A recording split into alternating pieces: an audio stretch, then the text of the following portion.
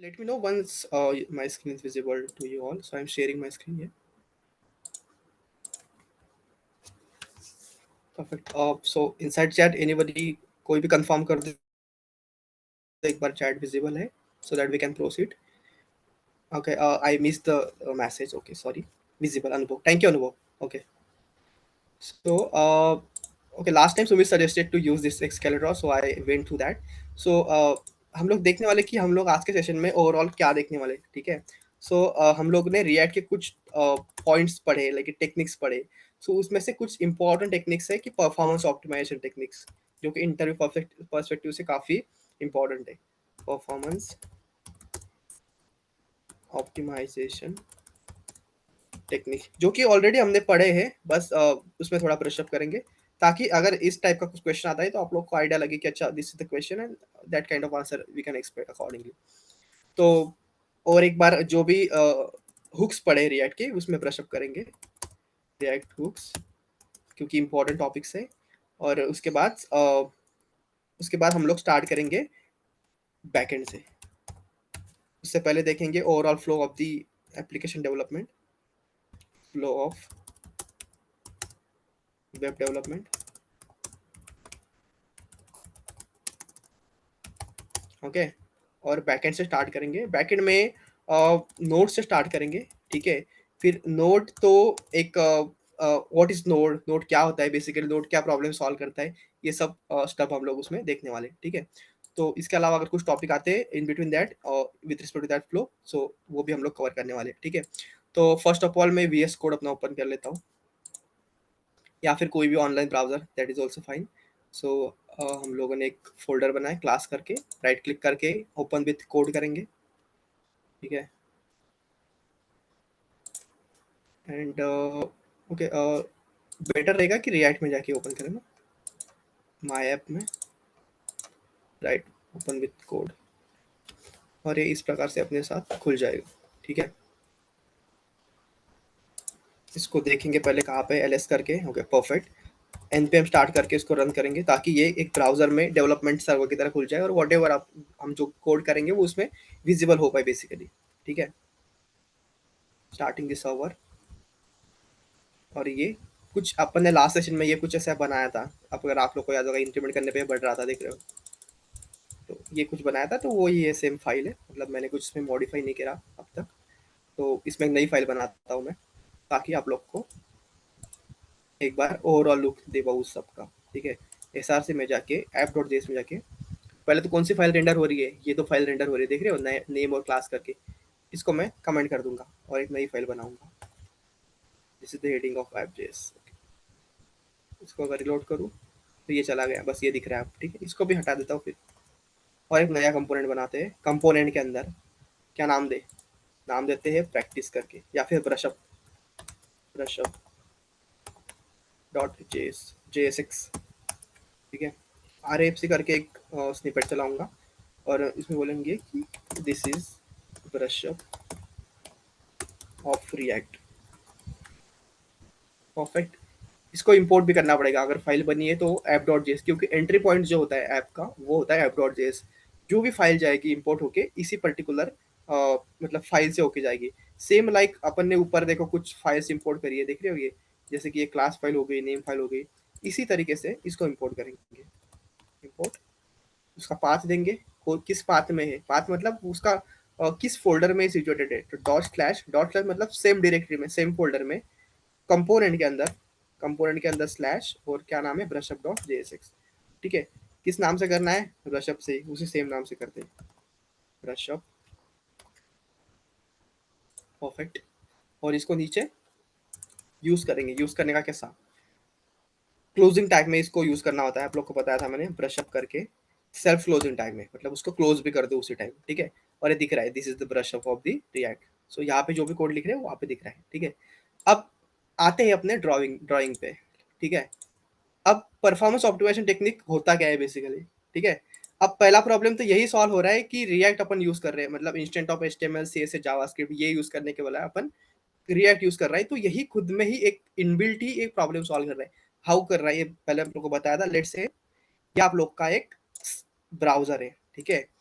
और ये उसकी एक रेप्लिका है। एक सेकंड में ड्रॉ कर लेता हूँ, फिर उस पर आएंगे। परफेक्ट। ये उसकी टिफिन, और ये again final output. Let's say like this. Okay, तो ये जो है ना अपना, ये फर्स्ट वाला, ये है एक्चुअल डॉम। अब डॉम क्या होता है?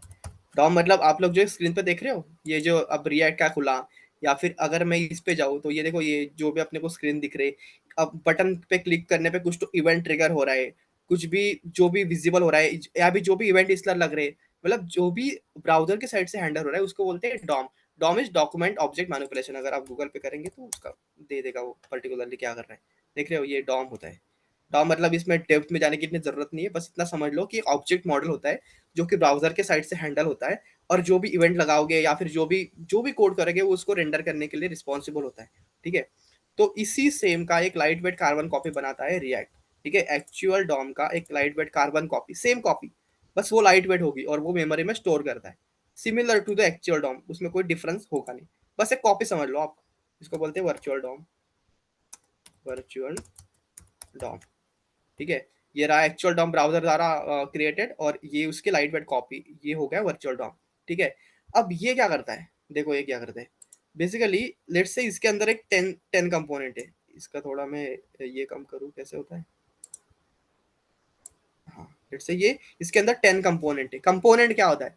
अभी ये चैट ऐप अपना ओपन है, जूम ओपन है, लेट्स से ये जो पार्टिसिपेंट का ये जो दिख रहा है, ये सेक्शन, ये जो सेक्शन दिख रहा है ना, ये कंपोनेंट हो गया।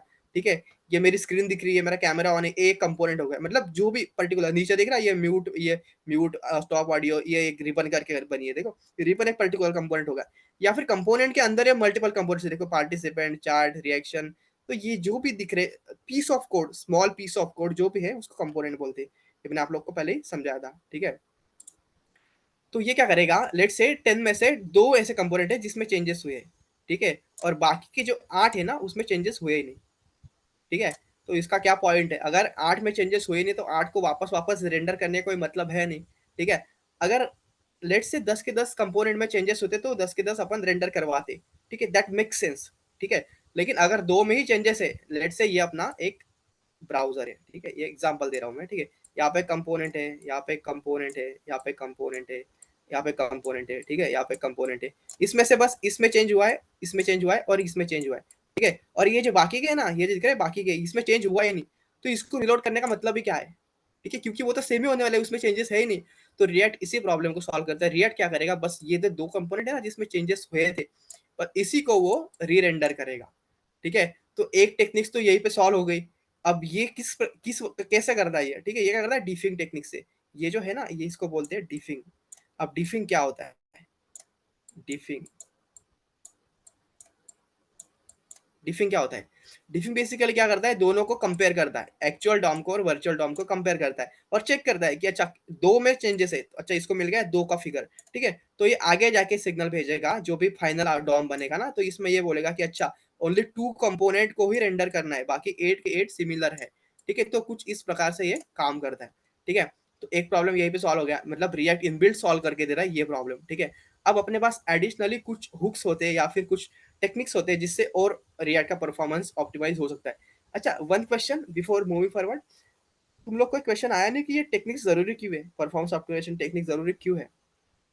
अब देखो, ये तो प्रॉब्लम वैसे भी हो रहा था एचटीएमएल से जावास्क्रिप्ट करके, लेकिन फर्स्ट तो मैंने बताया कि वो जो कर रहा है, वो जो कंपोनेंट चेंजेस है, मतलब जिसमें एक्चुअल चेंजेस है वही जाके रेंडर होने वाले हैं। ठीक है, तो ये प्रॉब्लम तो रिएक्ट सॉल्व कर रहा है, लेकिन ये जरूरी क्यों है?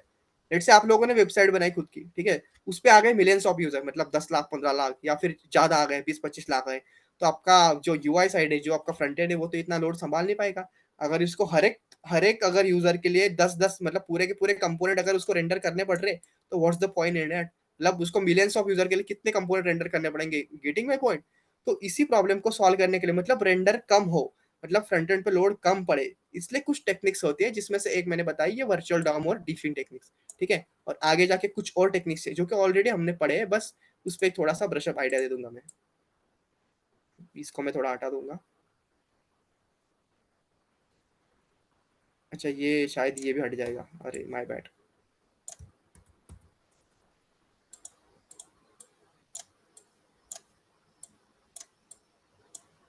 या फिर नीचे कर सकते हैं उसको, नीचे करेंगे, ठीक है। अब इसमें जाते हैं, अपन ने पहला तो एक हुक्स पढ़े थे, कुछ हुक्स पढ़े थे, याद होंगे आप लोग को, तो उसमें से एक था यूज मेमो करके, ठीक है। सेकंड था use call back, use call back. और एक उसके अलावा एक पढ़ा था अपन ने, क्या था वो, याद है कुछ, लेजी लोडिंग करके। ये हुक्स में नहीं आता है, लेकिन एक टेक्निक्स थी लेजी लोडिंग की। ये सेशन थोड़ा हाफ पार्ट में डिवाइडेड है, तो उसमें थोड़ा थ्योरेटिकल पार्ट ज़्यादा आएगा, क्योंकि ये इंटरव्यू में क्वेश्चन पूछे जाते हैं with respect to the experience that I have, उस हिसाब से मैं आपको बता रहा हूँ, ठीक है। तो यूज में वो पहले क्या प्रॉब्लम सॉल्व करता था, पहले इसको देखते हैं, ये काफ़ी इंटरेस्टिंग है और ये पूछा भी जाता है वैसे, ठीक है। अब पहले देखते हैं कि यूज में वो प्रॉब्लम क्या सॉल्व कर रहा है। आप लोग को मैंने एग्जाम्पल दिया था, आप लोग को अगर याद होगा ना, तो लेट से आप लोग के पास नाम है कुछ, एक राम है, और उसके ही नीचे या फिर यहाँ देते हैं मोहन, और यहाँ पे देते हैं श्याम, और ठीक है। और यहाँ पे ना उसके मार्क्स कैलकुलेट हो रहे हैं, लेट्स से इसके मार्क्स है 10, ठीक है, इसके है 10, ठीक है, इसके भी है 10, ठीक है। और नीचे भी एक और पॉइंट है, मतलब सब्जेक्ट अलग समझ लो उसको, यहाँ पे ये हो गया मैथ्स, ये हो गया मैथ, ये नीचे हो गया साइंस, ठीक है। इसके देंगे 9, और इसके देंगे 10 दे देते, क्योंकि मोहन थोड़ा स्मार्ट है, और इसके भी 10 है, ठीक है। और अगर आप लोग को इसका कुछ एवरेज निकालना है, एवरेज इन द सेंस कि जो भी एडिशनल आएगा, जो भी एडिशनल इसका रिजल्ट आएगा उसको डिवाइड बाय 2 करेंगे। एग्जांपल दे रहा हूँ मैं, यही अगेन ये सिमिलर नहीं होगा, ठीक है। अगर ये इनपुट सेम है, ठीक है, एवरेज कैसे निकलेगा कि दोनों के एडिशनल होगी, मतलब जो होगा 20, ठीक है, और डिवाइड बाय होगा उसका 2, तो इसका जो भी रिजल्ट आएगा वो आएगा 10, ठीक है। तो 10 इसका आउटपुट आएगा, ठीक है। अगर अगर ये जो इनपुट है, मतलब यहाँ पे 10 है और नीचे भी 10 है, अगर ये सेम है तो उसका जो आउटपुट आएगा वो तो सेम ही आएगा, वो तो चेंज होगा ही नहीं। सिंपल सी बात है ये ना, अगर इनपुट सेम है तो आउटपुट सेम ही आएगा। लेकिन रिएक्ट में क्या होता है, रिएक्ट में जैसे ही कुछ कंपोनेंट या फिर चेंज होता है, तो वो क्या करता है, पूरा का पूरा कैलकुलेशन अलग से कर देगा, मतलब नया कैलकुलेशन करेगा। तो इसमें तो कोई पॉइंट है नहीं, क्योंकि प्रॉप्स अगर सेम है, इसको प्रॉप्स मान लो आप। प्रॉप्स क्या है, ये पेरेंट से, मतलब ऐप डॉट जेएस से, लेट से ये अपना ऐप डॉट जेएस है, मतलब जो कि पेरेंट है, ठीक है। और नीचे अपना एक कंपोनेंट है जो है मार्क्स, ठीक है। अब अगर ऐप डॉट जेएस से मार्क्स में कुछ अगर डेटा जा रहा है, ठीक है, और अगर वो सेम है, तो उसको बार बार रेंडर करने की जरूरत है ही नहीं, समझ रहे हो। अगर डेटा सेम है, इनपुट सेम है, तो आउटपुट भी सेम ही होगा। तो यही प्रॉब्लम को सॉल्व करता है यूज मेमो। अब उसका सिंटैक्स कैसे होता है, उसका सिंटैक्स कुछ इस प्रकार से होता है।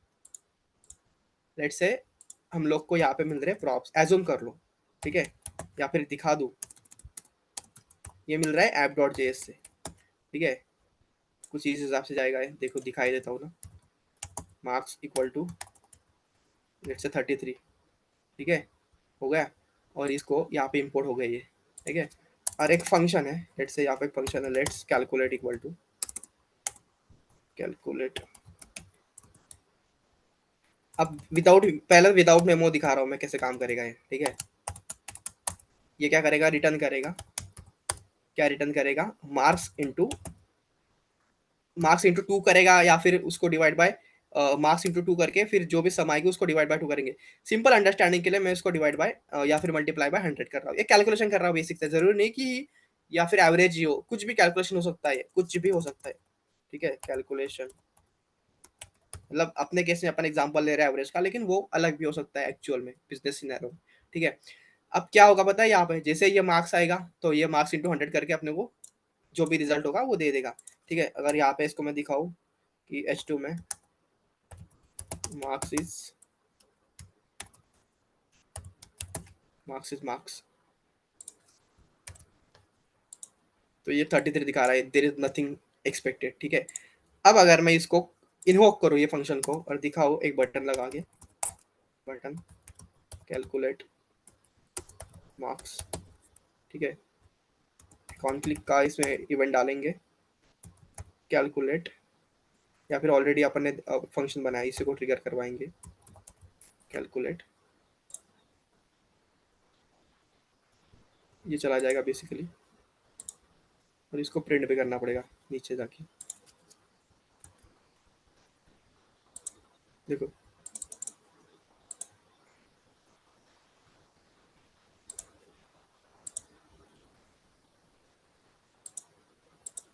मार्क्स इंटू 100, तो ये क्या करेगा देख रहे हो, अगर ये मार्क्स सेम आते, मतलब देख रहे हो अगर आप अपने केस में क्या पास करे अपन ने 33 पास करे, ठीक है, अगर ये मार्क्स सेम है तो 33 इंटू 100 जो भी होगा 3300, हम लोग उसमें पढ़ेंगे नहीं, ठीक है, 33 जो भी आउटपुट आएगा इसका ये सेम ही होगा अगर ये प्रॉप सेम है तो, ठीक है।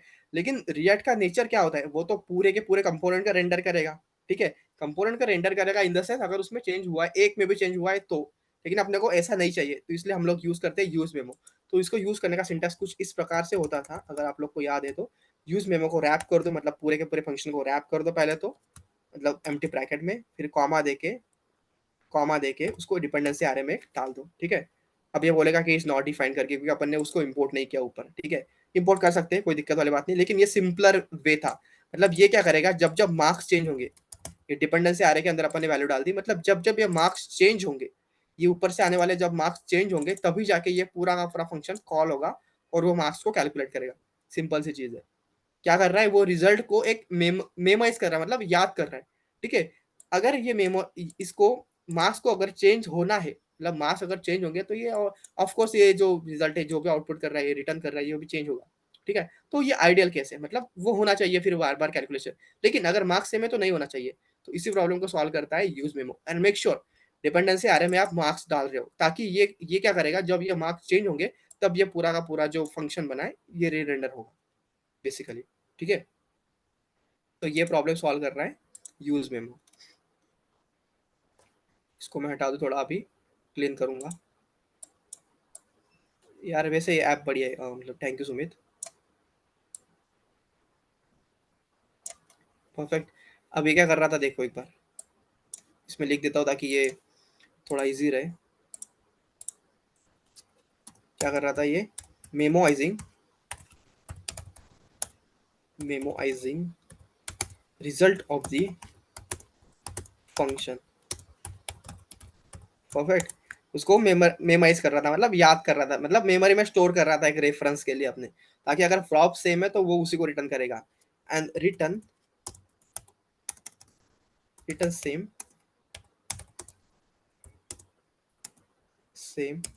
If props is same.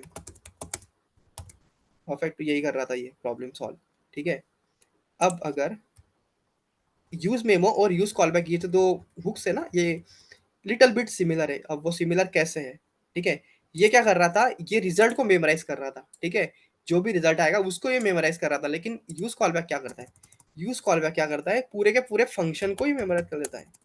मतलब जो पूरा का पूरा फंक्शन होगा, आप ये कैसे काम करेगा बताता हूँ आप लोग को। Memorising all the full function, ठीक है।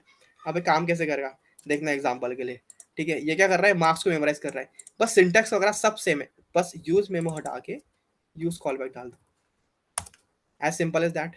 अभी क्या करेगा, पूरे के पूरे फंक्शन को मेमोराइज कर देगा इंस्टेड ऑफ द रिजल्ट। अगर फंक्शन का कुछ लॉजिक चेंज हो रहा है, मतलब फंक्शन का अगर कुछ लॉजिक वगैरह चेंज हो रहा है, तब जाके ये फंक्शन बार बार रेंडर होगा। अगर नहीं हो रहा है तो ये नहीं होगा, सिंपल सी चीज है। बस इतना ही है दोनों में डिफरेंस। ये क्या कर रहा था, उसका जो रिजल्ट है उसको मेमोराइज कर रहा था, मतलब अपने केस में अपन कुछ कैलकुलेशन कर रहे हैं, मतलब अपन तो एवरेज निकाल रहे थे, लेकिन जरूरी नहीं कि एवरेज हो, या फिर किसी और का भी कैलकुलेशन, या फिर बड़ा हो सकता था वो कैलकुलेशन, ठीक है। तो अगर मल्टीपल यूजर्स के लिए अगेन अगेन कैलकुलेशन किया जा रहा है तो रिसोर्सेज पे जोर आएगा और इवेंचुअली अपना फ्रंट एंड डाउन हो जाएगा। तो ये क्या करेगा, वो रिजल्ट को स्टोर कर देगा और उसी रिजल्ट को पास करेगा या फिर रिटर्न करेगा, अगर वो डेटा इनपुट डेटा सेम है तो। यूज कॉलबैक क्या करेगा, वो पर्टिकुलर फंक्शन को, पूरे के पूरे फंक्शन को ही मेमोराइज कर देगा और पूरे के पूरे फंक्शन को रिटर्न कर देगा। अगर इसके अंदर का लॉजिक चेंज नहीं हो रहा है, तो चेंज हो रहा है तो अगेन उसको कैलकुलेट करना ही है फिर, ठीक है। अब आते हैं लेजी लोडिंग पे। लेजी लोडिंग का आप लोग को मैंने एग्जांपल दिखाया था, कुछ इस प्रकार से काम करता है, या फिर सिंटैक्स दिखा देता हूँ थोड़ा सा तो आइडिया लग जाएगी। अपन ने इंपोर्ट करके तो रखा ही है। लेट, अब एरर देगा, पता है एरर क्यों देगा, क्यों मैं ऑलरेडी इसको यूज कर दिया है ऊपर, लेकिन आप लोग को दिखाता हूँ ये काम कैसे करेगा। लेजी, इसका सिंटैक्स कुछ इस तरीके से होता है, ये रहता है कॉल बैक, और इसको इसके अंदर करना है इंपोर्ट, नॉर्मल इंपोर्ट। आप कैसे इंपोर्ट करते हैं, जो भी लोकेशन होगी उसकी डॉट स्लैश करके कंपोनेंट के अंदर ब्रशअप JSX, ठीक है। अब ये ऑलरेडी इंपोर्टेड है इसलिए एरर देगा, ठीक है, लेकिन इसको यूज करने का कुछ सिंटैक्स इस तरीके से था। देख रहे हो क्या किया अपन ने, एक वेरिएबल में स्टोर कर दिया। स्टोर क्या किया, ये इंपोर्टेड जो है ना, इंपोर्ट करके, ये नॉर्मल तरीका हो गया अपने इंपोर्ट करने का। बस लेजी के अंदर उसको रैप करके एक वेरिएबल में स्टोर कर देना है, ठीक है। और नीचे उसको यूज कैसे करना है, यूज करने का तरीका कुछ इस प्रकार से होता है। सस्पेंस के अंदर उसको रैप करते हैं, सस्पेंस, ये रहा सस्पेंस। अब ये जो पूरा कंपोनेंट है अपना, इसको इसके अंदर डालेंगे कुछ इस प्रकार से, ठीक है, हो गया। अब ये बोल रहा है कैलकुलेटर नॉट डिफाइंग, ये एरर क्योंकि अपन ने उसको हटा दिया है, ठीक है, और यहाँ पे लिख दिया है, तो ये बोलेगा कि ये तो डिफाइंड है नहीं भाई, ये क्या दे रहे हो तुम तो, ठीक है, परफेक्ट वर्किंग। अब सस्पेंस के अंदर रैप कर दिया। अब ये क्या करेगा पता है, इसका मेन टास्क क्या होता है, लेट्स से, थोड़ा ध्यान देना यहाँ पे, ठीक है। अब ये जो मेरा पार्टिसिपेंट है ना, इसको मैंने हटा दिया, ठीक है। अब ये यूज में है नहीं, ये फ्रंट एंड में नहीं दिख रहा है, ठीक है, ये फ्रंट एंड में दिख नहीं रहा है, तो इसको मतलब फाइल से लेने का कोई मतलब है नहीं, या कंपोनेंट को मतलब लेके मेमोरी में स्टोर करके रखने का कोई मतलब है नहीं। ये कब चाहिए, जब मैं चैट पे क्लिक करूं, जब मैं चैट पे क्लिक करूं तब जाके ये पूरा का पूरा चैट का जो कंपोनेंट है ये रेंडर हो, मतलब रियल टाइम रेंडर हो, जब उसकी नीड है, ठीक है, तब जाके ये रेंडर हो। तो इसी प्रॉब्लम को सॉल्व कर रहा है लेजी लोडिंग, ठीक है। इसको जो मैंने अभी कॉन्सेप्ट बताया उसको बोलते हैं लेजी लोडिंग, ठीक है। क्या, सर्वर लोड को कम करने के लिए, ऑफ कोर्स, ओके, यही है, थैंक यू अमित। तो परफेक्टली, अब देखो पार्टिसिपेंट पे जब मैं क्लिक करूंगा तब जाके ये पूरा कंपोनेंट लोड हो गया, मतलब इसको डायनेमिकली जब उसकी जरूरत है जब जाके उसको इंपोर्ट किया, कहाँ से इंपोर्ट किया, फाइल से लेके मेमोरी में इंपोर्ट कर दिया, और ये अपने को शो कर रहा है, ठीक है। तो बेसिकली यही प्रॉब्लम को सॉल्व कर रहे हैं लेजी लोडिंग, ठीक है। कहाँ थे हम, इसमें थे, importing the data, importing the data और द कंपोनेंट, कंपोनेंट ये बेटर वर्ड रहेगा यहाँ पे, क्योंकि जो भी कुछ अपन लिखते हैं कोड, वो एज अ कंपोनेंट उसको कंसिडर किया जाता है, मतलब मल्टीपल्स कंपोनेंट बना के एक वेब पेज बनता है, ऐसे समझ लो। Importing the data dynamically, dynamically मतलब जब जरूरत है, व्हेन रिक्वायर्ड। ये कुछ टेक्निक्स है, ठीक है। अब अगर इंटरव्यू वगैरह पूछता है तो आप ये बता सकते हो कि we have, first of all तो वो बता देना वर्चुअल डॉम वाला, ये जो मैंने ऊपर बताया, एक्चुअल डॉम होता है, वर्चुअल डॉम होता है, वो डिफिंग की सहायता से वो चेक करता है कि किस किस वाले कंपोनेंट पे चेंजेस है, और उसी को वो आगे जाके रेंडर करवाता है, ठीक है। फिर आप बोल सकते हो हुक्स होते हैं अपने पास कुछ, जैसे कि यूज मेमो और यूज कॉल बैक हुक्स। दोनों में डिफरेंस क्या है, यूज मेमो क्या कर रहा है, रिजल्ट को मेमोराइज करके उसका जो भी आउटपुट होगा वो रिटर्न करेगा, अगर अगर प्रॉप्स सेम है, प्रॉप्स मतलब इनपुट अगर सेम है तो, ठीक है। और यूज कॉल बैक क्या करेगा, अगर वो फंक्शन में पूरे के पूरे फंक्शन को मेमोराइज करेगा, अगर फंक्शन में कुछ लॉजिकल चेंजेस है नहीं तो एज इट इज रिटर्न कर देगा, या फिर उससे ऑपरेशन करवाएगा, सिंपल सी चीज, ठीक है। लेजी लोडिंग क्या कर रहा है, ये तीनों कुछ सिमिलर साउंड नहीं कर रहे आप लोग को, सिमिलर मतलब इन द सेंस इसमें सिमिलरिटी क्या है, जब जरूरत है तभी वो उसको रेंडर करवा रहे हैं या फिर कैलकुलेट करवा रहे हैं, तो यही सिमिलरिटी है बेसिकली, ठीक है। लेजी लोडिंग क्या करेगा, जो कंपोनेंट की जरूरत है उसी को वो रेंडर करेगा और इंपोर्ट करेगा बेसिकली, ठीक है। सॉरी। अब अच्छा ये कहा गया, ओके, इसको थोड़ा मिनिमाइज करूँ। अच्छा, तो एक्चुअली फ्लो क्या होता है वेब डेवलपमेंट का, उस पर आते हैं। वैसे मैंने आप लोग को एक पहले बताया हुआ है, ठीक है, अगेन रिपीट करते हैं, क्योंकि हम बैकएंड में जंप करने वाले हैं, ठीक है। Front end is almost over, almost मतलब जो भी टॉपिक्स वगैरह आते हैं कुछ मेरे साइड से तो हो गया, अगर कुछ टॉपिक आएंगे तो उसको ऑन टाइम पढ़ लेंगे, मतलब उसी टाइम पे, ठीक है। तो ये क्या होता है, अपना एक ब्राउजर होता है, ब्राउजर को आप कुछ फ्रंट एंड मान लो, ठीक है। फिर उसके बाद आता है बैक एंड, ठीक है। फिर उसके बाद आता है डेटाबेस, कुछ इस तरीके से अपना फ्लो होता है नॉर्मली, यूजुअली जो भी होगा, ठीक है। फ्रंट एंड क्या करता है, बैक एंड से रिएक्ट करता है, ठीक है। अब बैक एंड में कंसिस्ट ऑफ क्या होता है, मतलब यहाँ पे अपन रेस्ट एपीआई यूज कर रहे हैं या फिर क्या यूज कर रहे हैं। अब इसके अंदर ये मान लो ये एपीआई है, मतलब एपीआई बैकएंड का ही एक पार्ट है, उसको कुछ ज्यादा ऐसे हवा मत बनाओ। एपीआई मतलब एक बैकएंड ही है जो कि डेटा रिटर्न करेगा अगर जरूरत होती है फ्रंट एंड को, तो इन केस ऑफ नीड, ठीक है। फिर ये क्या करेगा, अगर जरूरत पड़ती है उसको एपीआई को, तो ये कॉल करेगा डीबी को, डेटाबेस को, और इससे जो भी जरूरत होगी, जरूरत के अकॉर्डिंग उसको वो ले लेगा, ठीक है। अब ये फ्लो कैसे काम करेगा वैसे बताता हूँ पहले तो, one second, let me draw it first so it will make sense.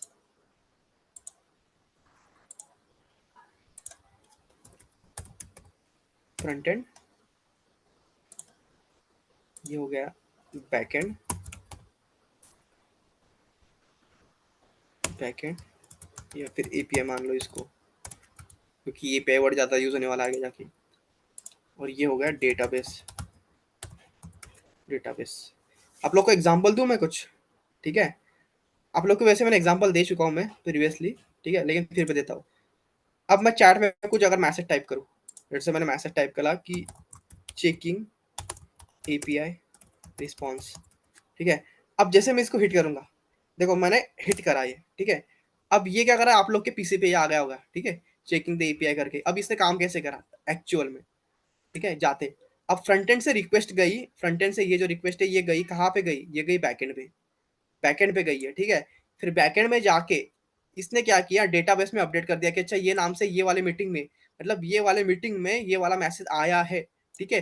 फिर ये हो गया डेटा में स्टोर, ठीक है। फिर इसने रिस्पॉन्स बैक कर दिया, मतलब जो भी रिस्पॉन्स होगा उसको आउट, अपडेटेड रिस्पॉन्स इसने भेज दिया वापस बैकएंड को, ठीक है। फिर बैकएंड मतलब एपीआई पे उसने भेज दिया, मतलब एट दिस पॉइंट यहाँ पे उसको डेटा आ गया, ठीक है।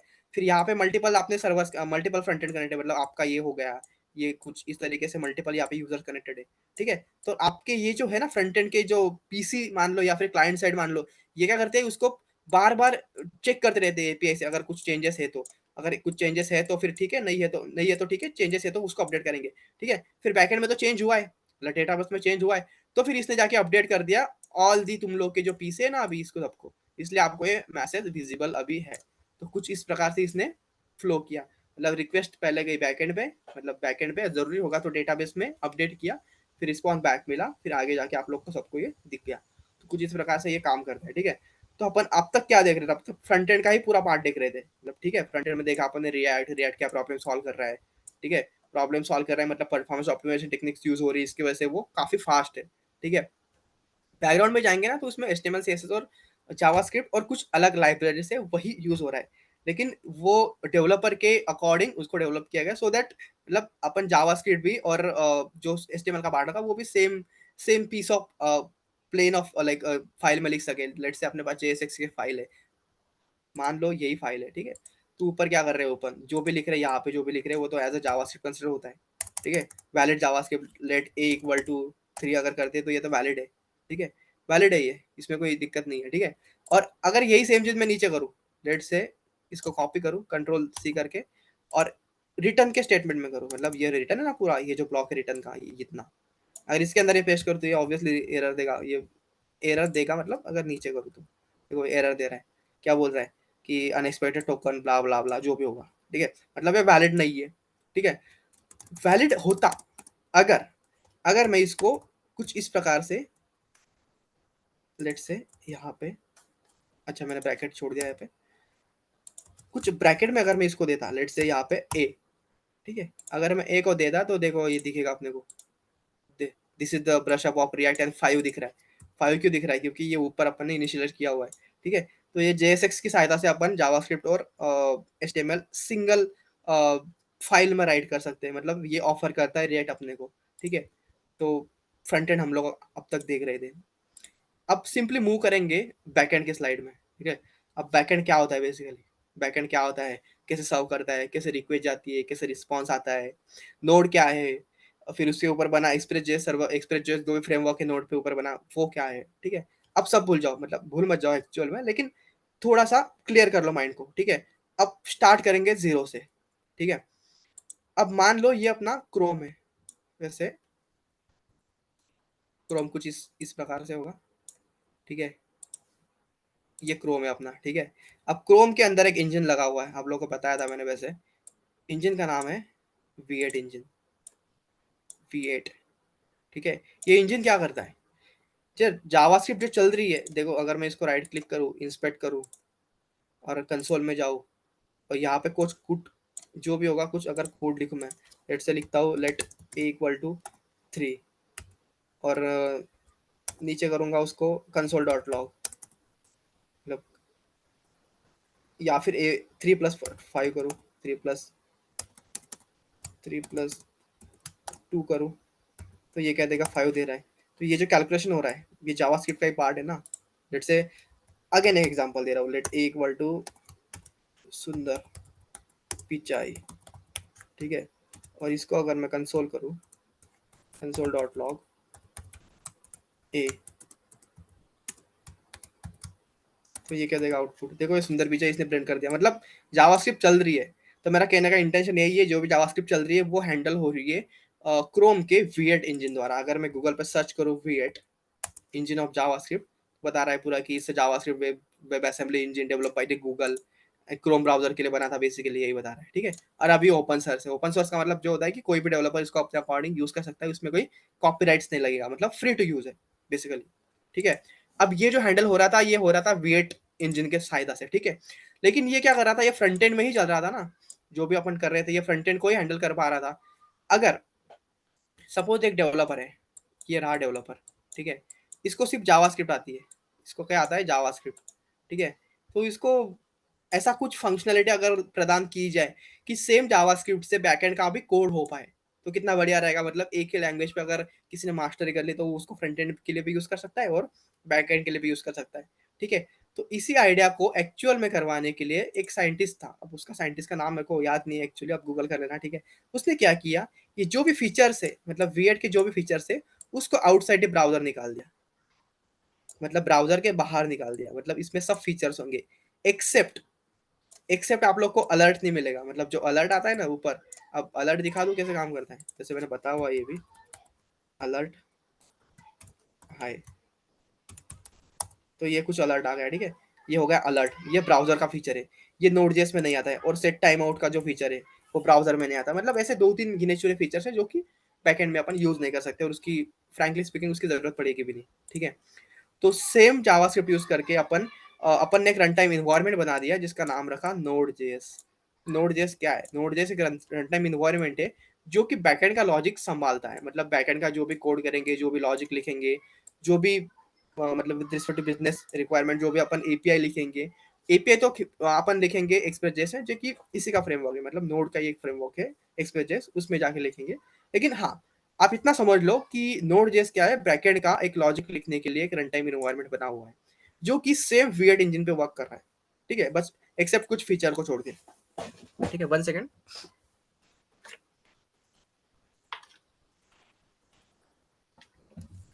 Okay perfect, thank you. समझ में आ गया, बस नोड.जेएस इतना ही कर रहा है, कुछ एडिशनल नहीं है। बस V8 इंजन का पावर यूज करके आउटसाइड ब्राउजर चल रहा है और उसको बैकएंड का लॉजिक अपन लिख सकते हैं। तो अब एक फाइल क्रिएट करते हैं, फ्रेश फाइल, कि नोड.जेएस का एक्चुअल प्रोजेक्ट दिखता कैसे है, ठीक है। तो उसके लिए एक नया प्रोजेक्ट ओपन करेंगे, मतलब नया फोल्डर बनाएंगे। इसको मैं क्लोज कर रहा हूँ बेसिकली, फाइल में जाके क्लोज फोल्डर में जाके इसको बंद कर दूंगा। फिर क्लास के अंदर जाएंगे, फोल्डर बनाएंगे, क्या डालें नाम, नोड नोड.जेएस, या फिर इतना सही है, सही है इतना। इसके अंदर एंट्री करेंगे, राइट क्लिक करके ओपन विद कोड करेंगे। तो इसमें कोई बड़ी बात नहीं है, एक फाइल ओपन हो जाएगी जो कि एम्प्टी होगी, इसमें कुछ नहीं होगा, ठीक है। फिर इसका टर्मिनल ओपन करेंगे, ठीक है। टर्मिनल ओपन करेंगे, इसमें कमांड डालेंगे, ठीक है, क्या होगी, नोट इनिट -y, ठीक है। इसका मतलब क्या है, इसका मतलब बेसिकली ये है, क्या बोल रहा है, node init, okay, node init अगर डालते हैं, 1 सेकेंड, अच्छा मेरे पैकेज इंस्टॉल नहीं है क्या, 1 सेकेंड, अच्छा। तो कमांड npm init -y थी, मैंने नोट डाली थी शायद, ठीक है। तो ये क्या कर रहा है, इसने एक आप देख रहे हो एक पैकेज डॉट जेसन करके एक फाइल, एम्प्टी फाइल क्रिएट कर दी, ठीक है। कुछ याद आया रिएक्ट में क्या कर रहे थे अपन, क्रिएट npx करके रहे थे, npx create hyphen react hyphen app, फिर उसका नाम डालते थे माई ऐप या जो भी होगा, कुछ इस प्रकार से अपन रिएक्ट का प्रोजेक्ट बनाते थे, ठीक है। अब अगर नोड का प्रोजेक्ट बनाना है, इनिशियलाइज करना है, तो उसको क्या करना है, npm init -y क्यों कर रहे हैं, क्योंकि वो क्वेश्चन नहीं पूछेगा अपने को। आप ट्राई कर लेना, बस npm init अगर डालोगे ना तो आपको मल्टीपल क्वेश्चन करेगा, मतलब इतने भी ज्यादा नहीं, आप उसके आंसर देके उसको प्रोसीड कर सकते हो अपने अकॉर्डिंग, प्रोजेक्ट का नाम सेट कर सकते हो, या फिर जो भी वो क्वेश्चन पूछेगा पैकेज का नाम सेट कर सकते हो। मतलब आप लोग को एक फ्रीडम देगा, कस्टमाइज नाम दे सकते हो आप बेसिकली, ठीक है। मैंने वो क्वेश्चन से डील नहीं करना चाहा, इसलिए मैंने सीधा npm init -y दिया। लेकिन अगर आप npm init भी करते हो ना तो ये भी चलेगा, दैट्स परफेक्टली फाइन। -y करेंगे तो क्वेश्चन नहीं करेगा एडिशनली। अब ये जो बना है ना, ये जो अपने पास पैकेट डॉट जेसन है, ये जो पर्टिकुलर इन्वायरमेंट है, एज अ नोड जेस का इन्वायरमेंट ये डिक्लेयर हो चुका है, दैट्स इट, इतना ही है। अब इसमें फाइल बनाऊंगा मैं, जिसका नाम दूंगा सर्वर डॉट जेस, वैसे कुछ भी दे सकते थे, ठीक है।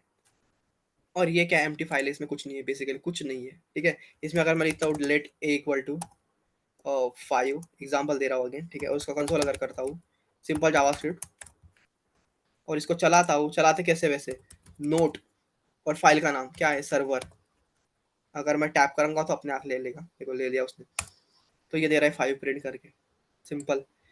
अब अगर ये वाले फाइल में कुछ चेंजेस हो रहे हैं तो मैं चाहता हूँ कि अपने आप रिलोड हो, मतलब अपने को क्या करना पड़ रहा है, हर बार लिखना पड़ रहा है कि नोड, फिर सर्वर डालो, फिर उसको चलाओ, फिर वापस जाके इनपुट आउटपुट देगा। तो ये अगेन एंड अगेन, मतलब अगर मिलियंस ऑफ लाइन, मतलब मल्टीपल लाइंस अगर लिख रहे हो तो अगेन अगेन थोड़ी चलाएंगे उसको, तो उसके लिए एक पैकेज होता है, उसका नाम है नोड मॉन करके। अगर गूगल पे जाएंगे ना आप, सर्च करेंगे नोड मॉन, तो ये आपको एक npm की साइट पे लेके जाएगा, ठीक है। यहाँ पे चले जाना, क्लिक करना उस पर, और ये दिख रहा है, ये पढ़ना है तो पढ़ लेना, लेकिन मैं वैसे बता ही दूंगा ये क्या सॉल्व कर रहा है प्रॉब्लम, ठीक है। यहाँ पे ना एक कमांड है, देख रहे हो आप, अगर उसका जूम इन करूँ ना, ये देखो इंस्टॉल की कमांड है npm i node, इसको कॉपी कर लो, इसको कर लिया कॉपी मैंने। अब मैं गया अपने वीएस कोड में, और नीचे टर्मिनल में जाके मैंने उसको कर दिया पेस्ट, वैसे मेरे में ऑलरेडी इंस्टॉल है तो मैं करूंगा नहीं, लेकिन अगर इसको इंटर करेंगे तो ये जाके इंस्टॉल हो जाएगा आपके पीसी में। अब ये प्रॉब्लम क्या सॉल्व कर रहे हैं, प्रॉब्लम ये सॉल्व कर रहा है कि अगर अगर लिखते जा रहे हैं, कुछ लिखते जा रहे हैं, मे भी लिखते जा रहे हैं, अभी एरर दे रहा, देखा, एरर नहीं देना, एरर कब देगा ये, जब उसको चलाएंगे। अगर इसको चलाता हूँ मैं 1 सेकेंड, तो अब ये एरर दे रहा है कि दिस इज नॉट डिफाइंड करके, ठीक है। तो अपन चाहते हैं ये बार बार चलाना ना पड़े, ये अपने आप चले, इसलिए अपन ये पैकेज इंस्टॉल कर रहे हैं बेसिकली, ठीक है। अगर मैं इसको चलाऊँ अभी नोडमॉन, और वो फाइल का नाम क्या था, सर्वर डॉट जेएस, तो अब ये क्या करेगा, अब ये जैसे भी कुछ चेंजेस होंगे ना वो अपने आप रिलोड हो जाएगा, देखना। अब मैं कुछ टाइप कर रहा हूँ, देखो ये रिलोड हो गया, उसने एरर दे दिया। अब मेरे को वापस वो कमांड चलानी नहीं पड़ी, ठीक है, बस यही प्रॉब्लम ये सॉल्व कर रहा है, simple. Okay, electricity issue, cam off कर रहा हूँ मैं, लाइट गई हमारे यहाँ पे।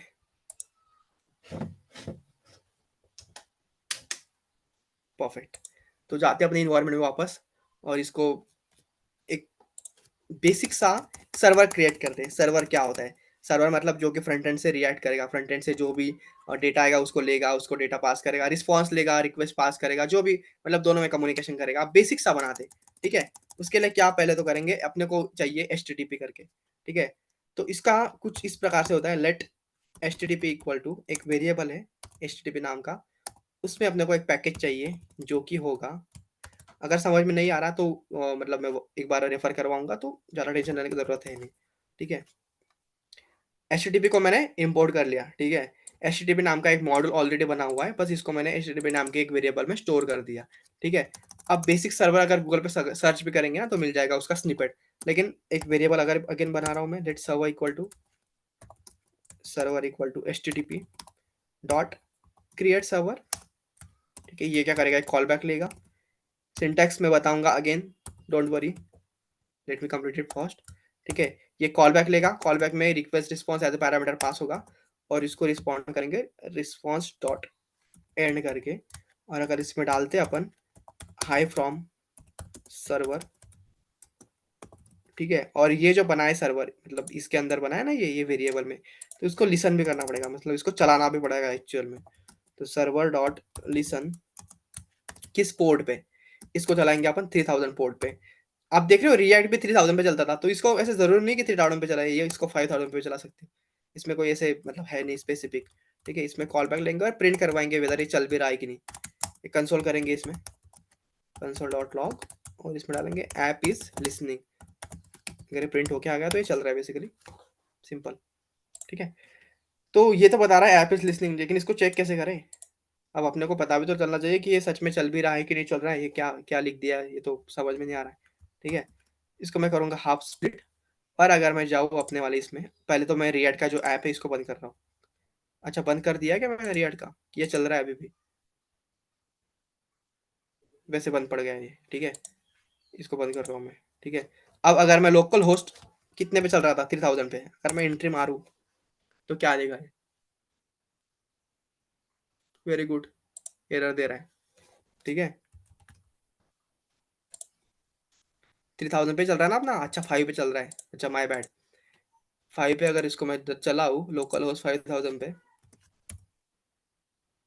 5 एंटर, तो ये दे रहा है हाई फ्रॉम सर्वर। मतलब ये सर्वर बेसिक सा एक सर्वर अपन ने बना दिया, और इसको अगर बोल दिया कि अगर ये सर्वर पे कुछ भी रिक्वेस्ट आती है, जैसे कि ये ब्राउजर ने इस पे रिक्वेस्ट मारी, समझ रहे हो, ये जो ब्राउजर है अपना क्रोम, इसने क्या किया, ये वाले सर्वर अपन ने जो बनाया इस पे रिक्वेस्ट करी, इसलिए इसको ये रिस्पॉन्स मिला। ये रिस्पॉन्स है। अपन क्या बोल रहे हैं, अगर इस पे कोई आती है रिक्वेस्ट तो ये भेजना है, रिस्पॉन्स डॉट सेंड करके, एंड करके, मतलब हाई फ्रॉम सर्वर करके। अब एक्चुअल में ये वाला जो स्निपेट लग रहा है ना आपको, ये जो है ना, ये अपन यूज नहीं करेंगे, ठीक है, क्योंकि ये जो अपन ने बनाया ये नोड जेएस की सहायता से बना है।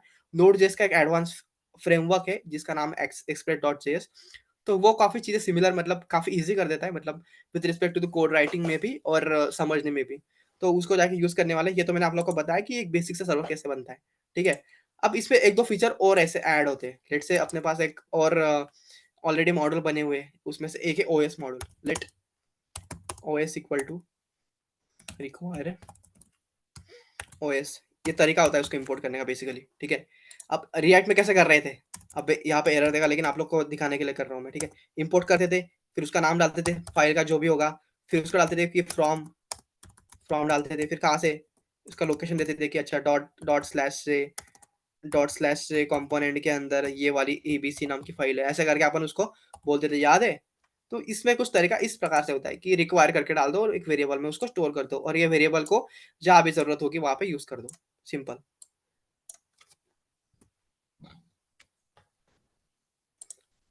ठीक है। अब ये ओएस तो इंस्टॉल कर लिया, अब इसमें कुछ फीचर्स आते हैं अपने पास। अब फीचर्स क्या आते हैं देखना एक बार, ये काफी कूल लगता है मेरे को वैसे, ठीक है। ओएस क्या होती है, ऑपरेटिंग सिस्टम। अब मेरे सिस्टम विंडोज पे चल रही है। अच्छा, आप लोगों ने न्यूज देखी होगी, कल ना विंडोज डाउन था, देखा होगा आप लोगों ने, ब्लू स्क्रीन एरर चल रहा था वैसे, ठीक है। अगर मैं इसको कुछ चलाना चाहूँ, मतलब यूज करना चाहूँ, तो एक कंसोल करूंगा यहाँ पे, कंसोल डॉट लॉग। ओएस में कुछ प्रकार होते हैं अपने पास, मतलब एक सीपीयू देखते हैं, सीपीयू नाम का एक ऑलरेडी प्री बिल्ट फंक्शन है, इसको इन्वोक करूंगा। तो ये क्या बता रहा है देखो, इसको थोड़ा बड़ा करूंगा, आप देखना है, थोड़ा इंटरेस्टिंग है। देखो ये क्या दिखा रहा है, मेरे को दिख रहा है, इसने क्या दे दिया, मैंने क्या चला यहाँ पे, ये क्यूरी कहाँ गई, ये क्या चला, ओएस के अंदर, मतलब ऑलरेडी बना हुआ एक मॉड्यूल है ओएस नाम का, ऑपरेटिंग सिस्टम बेसिकली इसका लॉन्ग फॉर्म। और ये बता रहा है कि सीपीयू कितने हैं मेरे अंदर, मतलब मेरे पीसी के अंदर कितने सीपीयू यूज हो रहे हैं। अब मेरा ना 8 कोर का सीपीयू है, तो ये देखो, ये रहा फर्स्ट कोर जो कि 11 जनरेशन है, और पूरी डिटेल दे रहा है, i5 है, 11 जनरेशन है, 2.40 गीगाहर्ट्ज उसकी स्पीड है, जो भी स्पीड होगी उसकी, जो भी इसका मतलब कब से चल रहा है आइडियल, ये इतने टाइम से चल रहा है, ठीक है। ये रहा फर्स्ट, ये रहा सेकंड, ये कोर्स है, मल्टीपल कोर्स, 8 कोर सीपीयू है ना, तो ये सेकंड कोर हो गया, ये हो गया थर्ड कोर, ये फिफ्थ, ऐसे करके ये पूरे 8 कोर होंगे, ठीक है। तो ये यूज कब होगा पता है, मतलब जब आप अपना जो भी एप्लीकेशन होगा बैकएंड का वो चलाएंगे किसी भी सर्वर पे, या फिर डिप्लॉय करेंगे किसी भी प्लेटफॉर्म पे, तो ये चेक करेगा कि अच्छा ये पर्टिकुलर अगर जरूरत होगी तो कि चलेगा, हाँ किस पे चल रहा है, इस पे चल रहा है, और इसके स्पेसिफिकेशन क्या है, तो अच्छा ये है, ठीक है। इसको करूंगा कमेंट, और एक और फीचर है इसका, वो दिखाऊंगा पहले बात, क्या होता है, और एक शायद कुछ था अप टाइम करके, या फिर फ्री मेमोरी कितनी फ्री है वो दिखाता है, ये देखो। अगर इसको कंसोल करूंगा, नीचे जाऊंगा, तो इसने प्रिंट कर दिया होगा, देखो ये दिखा रहा है इतनी मेमोरी मेरी फ्री है। अब ये जो मेमोरी दिखा रहा है ना ये बाइट्स में, इसको कन्वर्ट करके देखिए क्या कितनी है एक्चुअल में, देखो करते बाइट्स टू एमबी या फिर जीबी में करते, मतलब इतनी मेमोरी मेरी खाली है। वैसे मेरी 8 जीबी की रैम है, उसमें से 1.34 जीबी मेरी एम्प्टी है, ठीक है, फ्री मेमोरी है। तो ऐसे कुछ ऑलरेडी बिल्ट अपने पास ओएस के मॉड्यूल से, ऑपरेटिंग सिस्टम के, और एक है, और एक बताता हूँ आप लोग को, एक और होता है अप टाइम करके, मतलब सीपीयू कितने टाइम से चल रहा है अपना, ठीक है, ये कुछ इतने टाइम से चल रहा है। अब ये ना सेकंड्स में है, इसको कन्वर्ट करेंगे सेकंड टू आर, तो ये देखो भाई भाई, 239 से मेरा सीपी ऑन है, मतलब एक बात समझ रहे हो, जब आप पीसी ऑफ भी करते हो, शट डाउन भी करते हो, तो वो पूरी तरह से शट डाउन नहीं होता, उसका सीपीयू एक्टिव रहता है, बेसिकली इसका कंक्लूजन यही है, ठीक है। तो इतने टाइम से मेरा सीपीयू अप है। तो ऐसे कुछ टेक्निक्स होते हैं अपने पास जो कि अपन यूज कर सकते हैं। और एक इंपॉर्टेंट मॉड्यूल है जो कि एफएस मॉड्यूल, ठीक है। अब एफएस मॉड्यूल क्या होता है, एफएस का लॉन्ग फॉर्म है फाइल सिस्टम, ठीक है। उसको कैसे यूज करते हैं ये काफी इंटरेस्टिंग है वैसे, देखना इसकी जरूरत नहीं अपने को, ये थोड़ा जरूरी है, मतलब जरूरी मतलब यूज होने वाली चीज है ये, ठीक है। अब इसको करेंगे fs में इंस्टॉल रिक्वायर fs fs, ठीक है। अब मान लो अपने पास और एक फाइल है, यहाँ पे मैं एक फाइल बना रहा हूँ जिसका नाम है file dot T X T, simple सी फाइल है, ठीक है। उसके अंदर मैं कुछ कंटेंट डाल रहा हूँ, this is the content content of the file, और रैंडम डेटा भी डाल रहा हूँ ताकि ये दिखाए कुछ ऐसे कुछ ब्ला ब्ला करके, ये डाल दिया मैंने। ये डेटा इसके अंदर एक नई टेक्स्ट फाइल बनाई है मैंने, कुछ सिंपल सी बात है, एक सिंपल फाइल है और एक मैंने बनाई है सेम पाथ में। अगर इसको मेरे को रीड करना होगा तो कैसे रीड करेंगे? मतलब मैं नहीं चाहता कि मैं मैनुअली जाके वो फाइल को ओपन करूँ, मतलब कोड चलते टाइम में मेरे को उस फाइल का कुछ एक्सेस चाहिए। लेट्स से मेरा लाइंस ऑफ कोड है और फाइल से मेरे को कुछ डेटा उठाना है, तो वो से थोड़ी अपन को मैनुअली थोड़ी खोलेंगे फिर उसको कॉपी करेंगे, मतलब ऐसे कुछ ऐसे कॉपी करा फिर यहाँ जाके कोड में पेस्ट कर दिया, तो ये तो कोई आइडियल तरीका रहा नहीं, ठीक है। तो इसको एक सिस्टम से एफ मॉडल से सॉल्व किया जा सकता है, ठीक है। अब ये काम कैसे करता है ये देखते हैं, ठीक है। तो पहले बात तो लेट डेटा इक्वल टू, मतलब वेरिएबल में स्टोर कर रहा हूँ बेसिकली में, या फिर नहीं भी करो तो कोई दिक्कत नहीं, F S dot read file करके अपने पास एक फंक्शन होता है या फिर कीवर्ड होता है, समझ लो, ठीक है।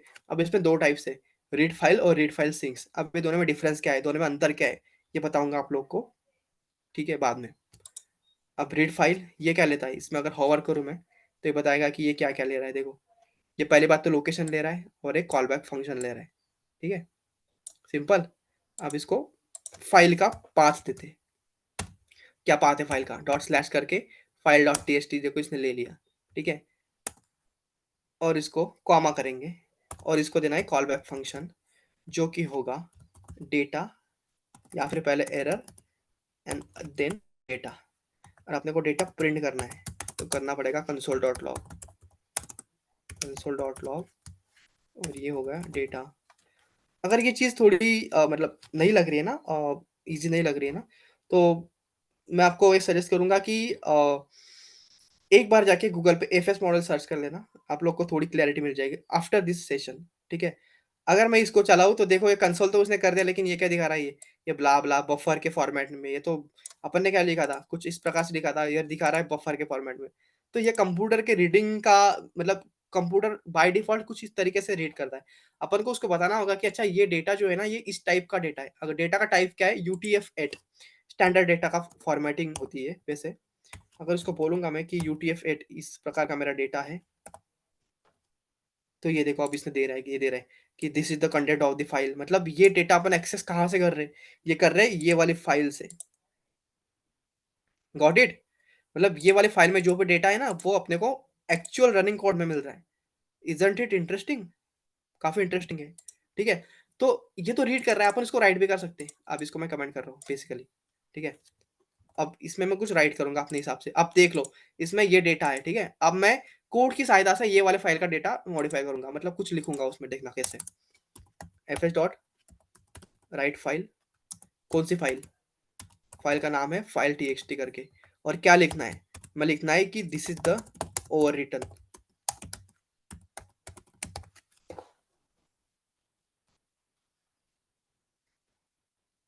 अच्छा, कॉल बैक देना है इसको, या फिर राइट फाइल सिंगल अगर करूंगा तो ये वैसे ही काम कर देगा, देखना। देखो इसमें अगर गया ना, देखो ये पहला वाला डेटा इरेज हो गया और नया वाला डेटा जो अपन ने यहाँ पे डाला था, कहाँ पे डाला था, this is the over return करके, ये जो डेटा है इसमें राइट हो चुका है, अपन ने फाइल को टच भी नहीं किया, कोड ने फाइल को ओपन किया, उसके अंदर का डेटा राइट किया, मतलब रीड राइट दोनों दोनों तरीके से अपन कर सकते हैं इसमें। अच्छा, इसमें और एक तरीके होते हैं, तरीके क्या क्या होते हैं। पहला बात तो अपन क्या कर रहे थे, रीड फाइल कर रहे थे, फिर उसके बाद क्या किया अपन ने, राइट फाइल करके तरीका होता है, वो कैसे काम करते हैं बताऊंगा, ठीक है। फिर इसके बाद आता है read file async, read file async async, और अगेन राइट फाइल असिंक, जो कि ऊपर यूज किया है, आप लोग देख रहे होंगे लाइन नंबर 18 पे, ठीक है। और एक होता है इंपॉर्टेंट अपेंड करके, append append file, append file sync करके। ठीक है। तो ये जो अपेंड फाइल है ना, उसको अपन कल के सेशन में देखेंगे। और ये असिंक कैसे काम करता है, मतलब असिंक का मतलब समझ रहे हो, असिंक्रोनस। आपको थोड़ा इसका हिंट दे दूं मैं, ताकि कल जब पढ़ेंगे तो उसका थोड़ा सा आइडिया रहे। कहाँ गया मेरा स्केलेट्रॉन, ये वाले टाइप में शायद।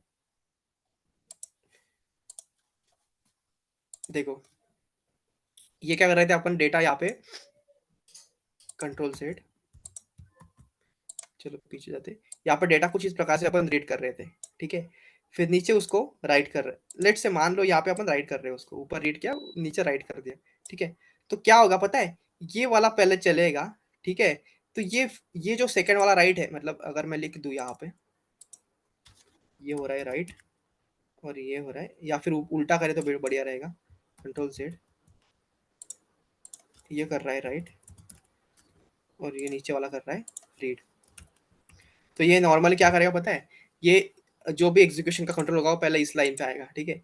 तो ये वेट नहीं करेगा, राइट होने का वेट नहीं करेगा, या आगे बढ़ जाएगा सीधा, ठीक है। ये नॉर्मल रीड फाइल वाले में, ठीक है। लेकिन अगर उसको अपन यूज करते हैं रीड फाइल असिंक और राइट फाइल असिंक, तो वो क्या करेगा, पर्टिकुलर प्रोसेस कंप्लीट होने तक वहां पे वेट करेगा, मतलब एग्जीक्यूशन को थोड़ा होल्ड करेगा। और जैसे ही वो फाइल लिखना या फिर रीड करना है, राइट होना कंप्लीट होता है, तब जाके वो आगे मूव करेगा, सिंपल। तब जाके आगे मूव करेगा, नहीं तो यहीं पे थमेगा वो, मतलब यहीं पे वेट करेगा जब तक राइट नहीं होती। जब तब राइट हो गई, कंप्लीट हो गया, तब जाके आगे बढ़ेगा और नेक्स्ट लाइन पे मूव करेगा। तो यही दोनों में डिफरेंस है। अब ये एक्चुअल में काम कैसे करते हैं ये देखेंगे अपन कल वाले सेशन में। अच्छा, आज हमने जो टॉपिक पढ़े, मतलब क्या एक बेसिक सा नोड जेएस का सर्वर बनाया,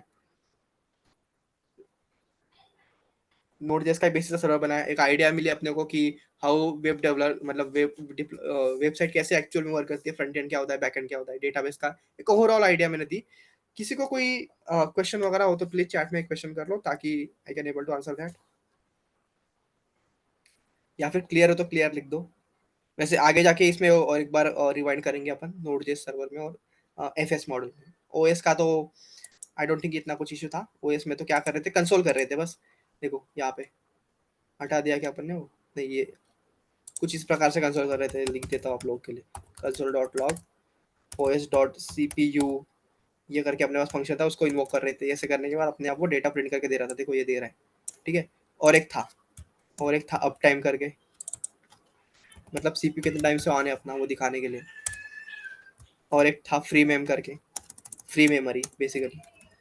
जो इसके जो नेम कन्वेंशन है ना, वो कुछ एक मेक सेंस बनाते हैं, आप लोगों ने नोटिस किया होगा। तो ये नाम से पता लग रहा है कि ये सीपीयू बताएगा कितने, मतलब कितने कोर का सीपीयू बेसिकली, कितने टाइम से सीपीयू अप है ये बताएगा, फ्री मेम से बताएगा कितनी मेमोरी खाली है। तो अच्छा, thank you Hrithik, clear, thank you Ritika, okay. revisiting concept in every class helping lot of remember also, thanks, okay, thank you, that's not an issue, that's appreciate, I'll take this point into consideration, repeat करते रहेंगे उसमें revisiting, ठीक है। तो मेरा मोटो यही है कि आप पिछले वाले लास्ट वाले जो भी टॉपिक्स है उसको एक बार अगर अप टू डेट रहते हैं तो वो आगे जाके जो भी लॉजिक लिखेंगे तो उसमें ऐसा ना हो जाए कि अच्छा ये तो यार याद नहीं आ रहा, ऐसा ना होना, इसलिए ब्रश अप करना जरूरी होता है। So that's not an issue. So thank you Ghanshyam, thank you. So will see you in tomorrow's class. So signing off for today. And आप लोग का प्रैक्टिस अभी ये है कि आप लोग एक क्रिएट सर्वर करो, एक बेसिक सा, यहाँ पर लिख देता हूँ मैं, बेसिक सा नोड जेएस का सर्वर क्रिएट करो। Create create basic node JS server, नोडर हो गया है। और ओएस मॉडल को यूज करो, दो तीन, और इसमें बहुत सारे, वैसे मैंने आप लोग को तीन बताया ना, ये तीन बताए, इसमें बहुत सारे, आप थोड़ा गूगल कर लो, ठीक है, आप लोग को पता लग जाएगा। या फिर गूगल करने की जरूरत भी नहीं, ये ओएस पे जैसे आवर करेंगे ना, देखो मैंने आवर कर दिया ना, तो ये दिखा देगा अपने को। देखो अगर मैं क्लिक भी करता हूँ इसको ना, या फिर इस पे आवर करूंगा, तो ये दिखा देगा कि कितने क्या क्या आते हैं इसमें। थोड़ा एफर्ट लो आप, ठीक है, दिखा देगा ये। वैसे सी सोर्स करेंगे ना, चलो ये मेरे को कहीं तो रिडायरेक्ट कर रहा है, लेकिन हाँ इसमें बहुत सारे होते हैं, आप एक बार देख लेना गूगल वगैरह करके। करूँ क्या यहाँ पे, OS all, OS module function in node, देखो ये दिखा रहा है, देखो फ्री मेम के लिए ये आर्क करके, ये टोटल मेमोरी करके, एक टीएमपीटी देख लेना एक बार, ठीक है। ये देखो ये बस बहुत सारे मल्टीपल्स है, ठीक है। आप लोग का होमवर्क क्या है कि ओएस को यूज करो, एक क्रिएट सर्वर करो, बेसिक सा ओएस मॉडल को यूज करो, और एफएस सिस्टम से, एफएस फाइल सिस्टम से फाइल को रीड करो और राइट करो। सिंपल, रीड करो, एक फाइल बनाओ, उसको रीड करो और उसको राइट करो, बस इतना ही आपका होमवर्क। दैट्स इट, काफी इजी है। ठीक है, तो आई होप आप होमवर्क करके आएंगे। सी यू टुमारो। ओके।